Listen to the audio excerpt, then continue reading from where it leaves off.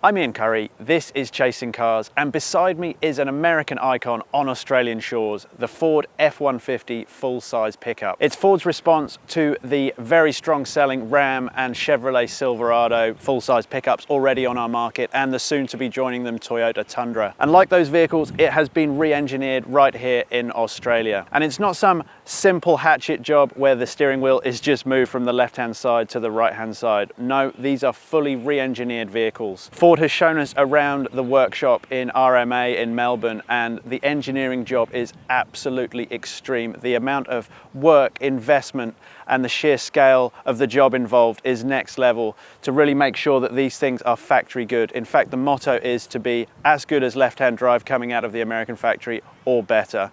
And it certainly seems on first appreciation that they've absolutely nailed that. All F-150s are 4x4, can tow 4.5 tons and use Ford's EcoBoost V6 twin turbo petrol 3.5 litre. Now that offers 298 kilowatts and 678 Newton meters of torque, which makes it the torque champion in the segment. The rivals of course use V8s. This vehicle's not going to come with a V8, certainly not for now anyway, but Ford believes the V6 EcoBoost is the ideal blend for towing ability, power, torque and economy for our market. Two grades are available from launch. There's the entry-level XLT, and this is the bad boy daddy, and this is the one we expect people to be buying most of, the Lariat. This is the one that has all the fruit. Now you can buy both of them in long wheelbase or short wheelbase versions. Ford's offering both because they believe the short wheelbase will be slightly better for town users and the long wheelbase for the more rural regional users that maybe want to fit a little bit more in the tub. But even if it's called a short wheelbase, there's nothing really short about the wheelbase at all.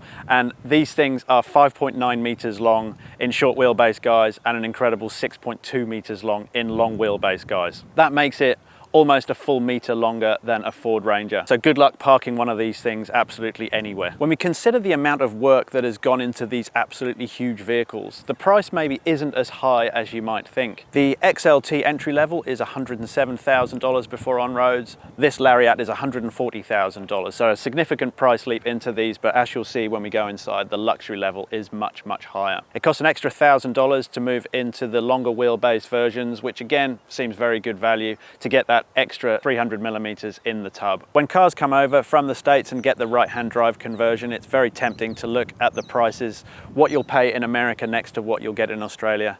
But be under no illusions, we are getting a much higher specification vehicle here in Australia than they get in the States. So make sure you have a good look through all the specification list, and if you want to compare to what they get in America, you will see we're doing rather well. We're going to have a look over and around the new F-150. We'll have a look inside, we'll have a look in the tub, and we'll of course take it for a test drive and give you our first impressions of what we think of this new giant icon landed on our shores. Chasing Cars, honest reviews of your next car. Brought to you by Budget Direct. The first thing you look for when going into a right-hand drive converted car is the quality of the conversion itself. I've been in many over the years, and this is without question an absolute high point. It really is factory good. You'd have no idea if you weren't told that this hadn't come straight from the Ford factory. What strikes you, of course, when you get in here is the enormity of this cabin. It is an absolute monster without question. We might be used to the dual cab utes typically here in Australia, but this is certainly next level. The Americans know how to build a massive vehicle rich with comfort. As said previously, this is the Lariat version, so we have leather seats. The entry-level XLT that just has cloth seats, which is why it's significantly cheaper. It's just one of the reasons. But when you get into the Lariat, you do really feel the comfort levels bump up. That includes getting 12-inch screen digital driver's display. You've got a 12-inch infotainment as well.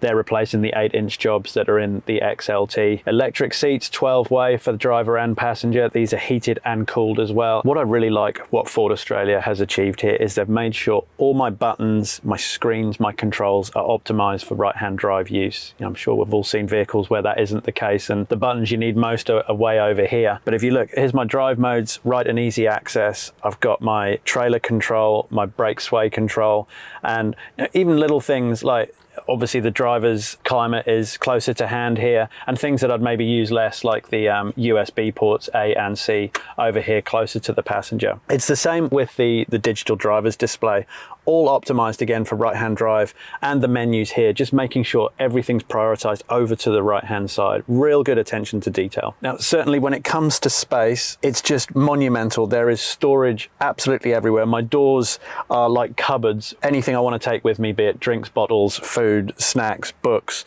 And the center area here, I need to show you this, is a very cool function. This is only on the Lariat because in the XLT you have a column shift gear changer. In the Lariat here you use a conventional shifter. If I just press this button, that just folds away neatly, allowing this to come forward. So if you're relaxing, little workspace, picnic table, whatever, it's incredibly versatile. And if I fold that back and get into there, you've basically got an ice bucket in there. That's like a mini esky. I wouldn't suggest you use it for that, but there's certainly ample storage. Wireless phone charging up the front, even more USB ports down here. All my controls for climate are out of the screen, which is superb. So overall, lovely layout, simple to use, and again, kudos for making it optimized for our market. So some of the goodies you get on the Lariat, I love these seats. They are absolutely massive. It feels proper old school American lounge seat. I mean, I must say that the quality of the leather's not absolute top rate. You know, you're not getting the full Napa leather experience you'll get in a premium brand, but they do feel they'll be hard wearing. But above all, it's all about comfort. This seat base and seat back, you could see yourself traveling for 1,000 kilometers a day, no problems. I've got Bang & Olufsen sounds in this Lariat as well. That's a fantastic system. We've had a play with that. The screen has been also very versatile, lovely overhead camera, which has been very, very good for our towing, of course, and being able to see the front end, the rear end, which is exactly what you need when trying to park one of these things, because make no mistake, they're incredibly difficult to park in town. Another addition that you only get on this top spec is the twin panoramic roof above me, which adds a huge element of light in here. The XLT misses out on that. That's another feature you're only getting to get on the range topper. As for safety, this grade as well also gets, as well as the 360-degree monitor, speed sign recognition, lane centering, and adaptive cruise control. As you'd expect, the back end of these things are absolutely huge. If you're a rear seat passenger going on an extended trip, you're not short on space at all. Even though the long wheelbase only adds extra space to the tub and not the rear seats, you're not exactly hard done by back here, are you? I mean, look, I'm 6 foot tall, absolutely loads of leg room, can stretch out entirely. Headroom's fine as well. These seat bases, nice padded leather again, same as the fronts. It's just the backs are a little bit more upright, a little bit firmer for the longer trips. But overall, you're very well looked after. I mean, I can just rest my arms on numerous places so you can really lay back and spread out. As for the controls in the back, I have heated outboard seats. I have a couple of USB ports, a USB-A and a USB-C, big air vents as well. And the overhead panoramic roof, that certainly adds plenty of light back here as well. So you can see how I'm able to get in the footwells here. I've got acres of room and this really nice carpeted finish. And if I come into the back for the storage, I've got this single under-seat storage in here. You can keep things like your tow ball. And if I lower that down again, I can also raise up this twin seat. And this is quite good storage under here as well. This being an American truck, of course, I couldn't possibly suggest what you'd fit lengthways in one of these storage bins, but for we Australians, let's say you'd fit a couple of cricket bats nicely in there, maybe your wetsuit after you've been out for a surf or something. But certainly versatile enough, you don't have to put all your kit into the tub. As previously said, it's the Lariat, this vehicle with me now, that is expected to be the volume seller. It seems we Australians, if we're going to get one of these big F-150s, we're going to go big. And you can recognize these by the sea of chrome on the front end. This front grille here, acres of chrome, as with the bumper, even the towing eye down there, loads and loads of chrome. Massive in-your-face truck, just like you probably want it. When we saw the workshop where these things are being re-engineered, it's actually quite confronting to see what is a completely new vehicle with the body off, the chassis exposed, and practically everything taken out, remanufactured and worked. We've been told the front end of these things are basically completely redone, but you wouldn't know by looking at it. It really does look that factory good. These front lights, for instance, these LED front headlights, you'd have thought that would be an easy thing, but no way. We saw how it was completely taken apart, all new parts put in, All this new manufacturing just for us here in Australia. 20-inch wheels standard on both XLT and Lariat. Of course, even more chrome here as well, proper American truck style. And for Lariat, we get 20-inch rubber, which is all-terrain as well for a little bit better off-roading. You've also got these side steps. They come as standard, and you certainly need them for climbing into this vehicle because it is so high. We've got an automatic tailgate to ease the burden of actually lifting this thing up and down. As Ford knows exactly the sort of usage these F-150s will have, all come standard with a tow pack with that 4.5 ton tow rating. And we were told when it came to the re-engineering, the American setup for towing didn't meet ADR requirements. So it's been completely remanufactured. It's a hugely different, more solid, more robust unit that will help meet our requirements, which are far stricter than America's. So easy 4.5 ton towing. We've had a crack towing a 3 ton caravan behind us, and as you'd imagine, it was completely effortless. So payload in the F-150 depends very much which grade you get. This is the Lariat short wheelbase. It has the lowest in the lineup. It has payload of 685 kilograms, which you can imagine if you're towing 4.5 tons and you've got that amount of downball weight on, it's not going to leave you too much payload in the back of this thing, so it's got to be conscious of that if you're planning on towing big things. The maximum payload in the range is found in the long wheelbase XLT, which gives you a much better 794 kilograms. But again, that's not up to our usual 1-tonner standards that you'll find in our more conventional dual cab utes in Australia. All the F-150 trucks come with a tough bed spray-in liner for protection in here. There's LED lighting. I've got loads of tie-down straps. And if you get the long wheelbase version, which again this one isn't, this is the short wheelbase, you can get in your quad bike, you can get in 2 motocross bikes, and you can close the tailgate behind it. So again, those ones are aimed at the more recreational rural user. We've been very fortunate to be able to go and see the RMA Australia re-engineering facility for these vehicles. So of course buyers aren't going to have that opportunity. So we've been able to see with our own eyes exactly the re-engineering work that's happened. So I'd compel you, if you're interested in these vehicles, have a look through all the specification that has been changed here in Australia.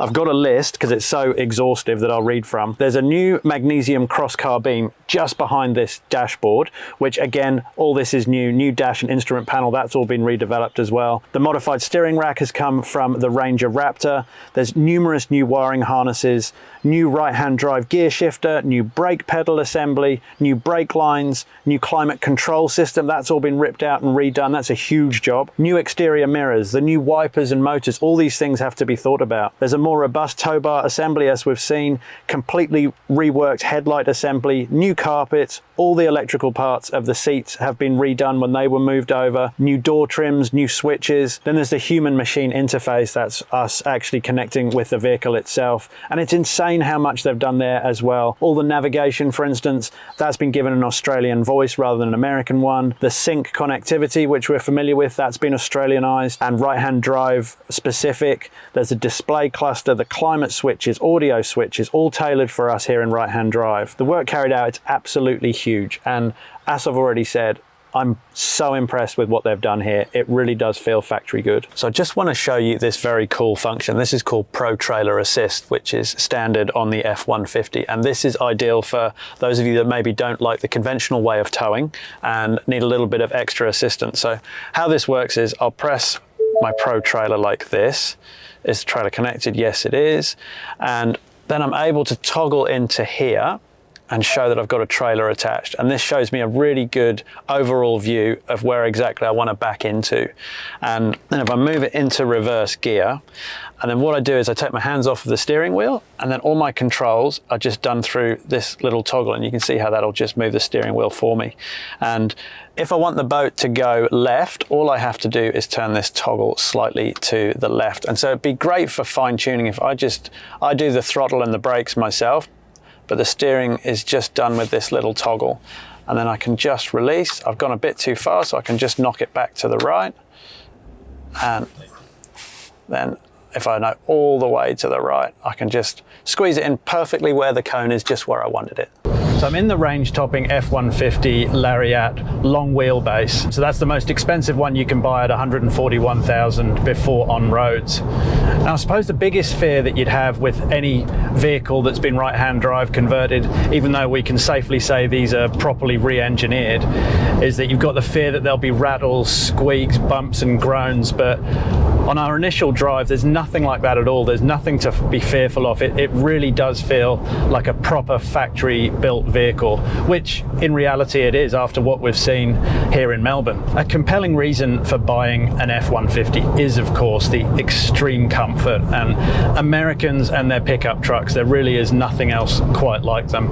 Everything feels massive. Of course it does, especially these seats that I'm sitting on. It is like a giant lounger, albeit with cooling, heating, 18-way adjustment, and you just absolutely sink into these chairs. So the idea of traveling for days across a country really fills you with no fear whatsoever. It is going to be blissfully comfortable. And from my driving position, of course, I am so elevated. It's proper truck driver spec style above the traffic. All my glassware, my windows, my windscreen, my central infotainment, my driver display in front of me, steering wheel, everything's huge. The climate control. I've almost got an armchair here just for my elbow to rest on. Giant gear shifter as well, and got giant padding in the door. Everything is just done to excess. It's a full super size me vehicle. We're just on a country drive now at the moment, and it really is incredibly serene. It does have a slightly jittery ride, especially out the back, where with no load in the tray and certainly no towing behind us, that would really settle the back end down. But that's nothing uncommon for the dual cab utes that we Australians are used to. But be aware that with nothing in the tray and nothing being towed behind, there still can be that jittery ride over the poorer surfaces. But generally you can hit a big bump, you can go over some pretty harsh terrain, and the suspension will just soak things up incredibly well. There's no specific tuning for Australia. This is exactly what you'd get in America as well, and we know that they like a nice smooth, serene, almost wallowy drive sometimes. But positively, I've thrown the car into a few corners, nothing too harsh, of course, you've got to be sensible with these things, but it does have a reasonable level of road holding. There's nothing too frightening, but you must be careful, of course, where you place the car in a corner, because at the end of the day, this is a massive vehicle, so you must be very aware of the limits of the road, and on skinnier bits of road, of course, you must be hyper careful. From your king of the road position, and let's not beat around the bush, it really is king of the road. You're not going to find anything else much larger than these things. If you're on the highway, it really does just cruise along in the most wafty brilliance and silence.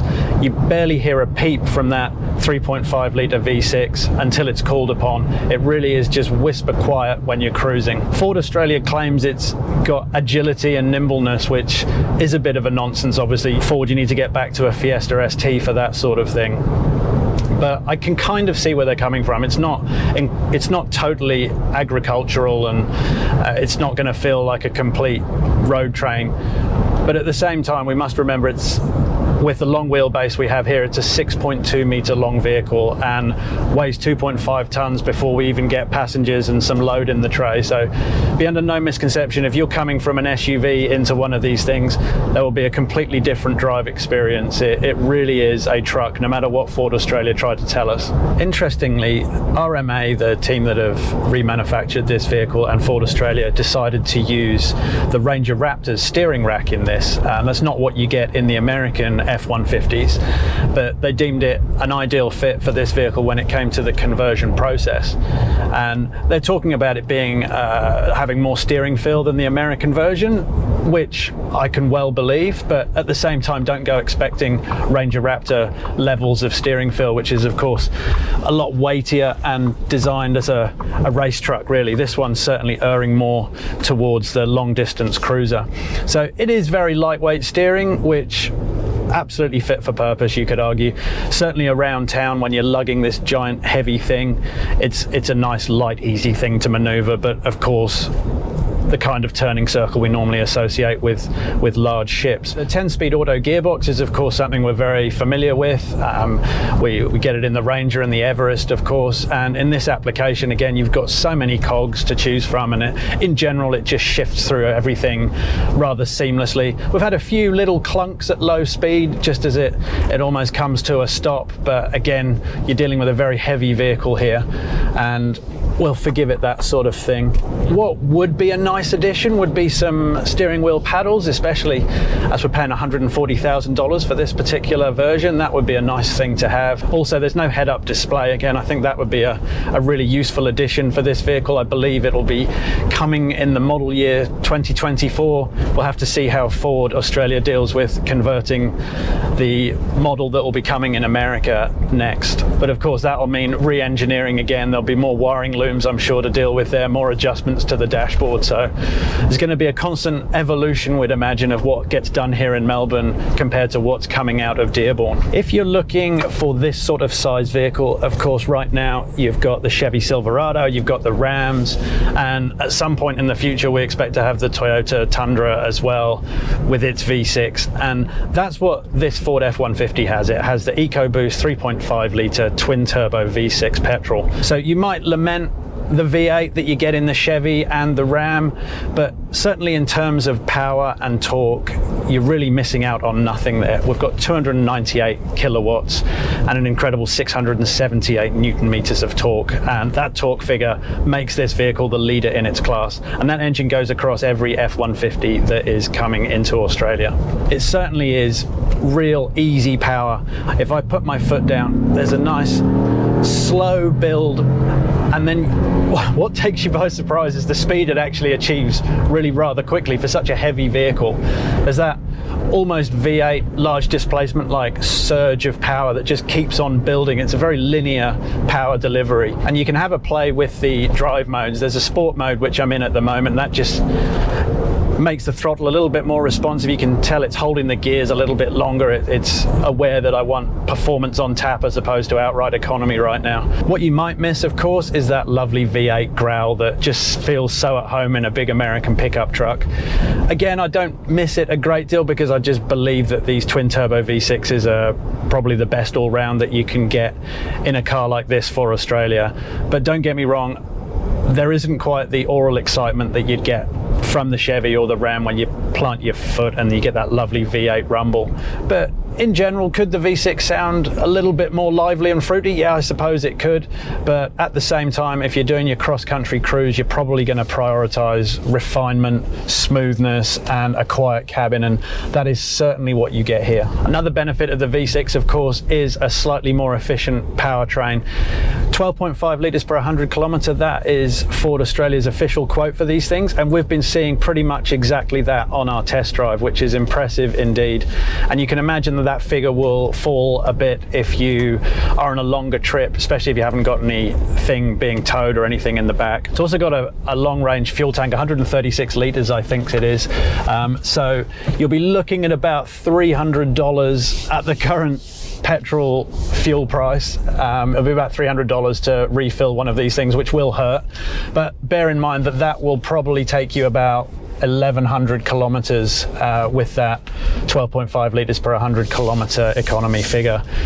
So you can imagine long time between fuel stops, but when you do stop, it is going to hurt your wallet. And while the XLT is part-time 4x4, this Lariat is full-time four-wheel drive, which we should be testing very shortly. So we're only going on a very brief semi-off-road little trip here. It's just unsealed road, so we're not going to be able to test the F-150 in a proper off-road surrounds for some time. So maybe when we get one in on test, we'll try to get that bit for you. But generally, on these few hits, it's as expected. It's very absorbent of these hits. You'd be able to go happily and smoothly and very comfortably in your Ford F-150 armchair off-road. These Lariats have permanent 4x4s, which means you can drive on the sealed stuff in permanent four-wheel drive. The XLT is part-time four-wheel drive. So you do have the two-wheel drive, the 2H option in this Lariat, but really if you're on a sealed bit of road, the the front wheels will never be doing very much at all. It'll all basically be always going through your rears until that 4x4 is needed. So just remembering these long wheelbases are 6.2 meters long. I'm just going to do a 3-point turn here in this little wilderness area, which, as you discover, quickly turns into an Austin Powers like 8-point turn, but at least that steering is so wonderfully light I can do it with one finger almost. But be aware, it is like turning a barge.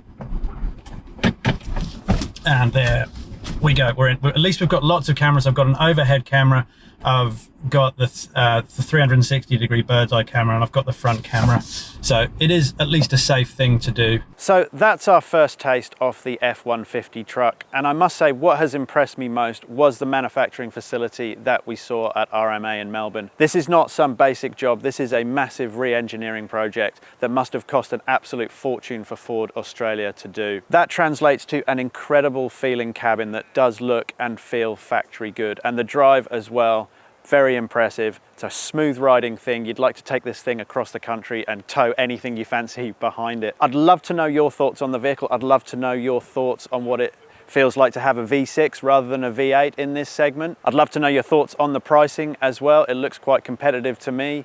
Is the Lariat too much at $140,000, or does that represent good value? Please leave your comments in the section below. If you haven't subscribed already, please do so. And thank you as ever for watching Chasing Cars.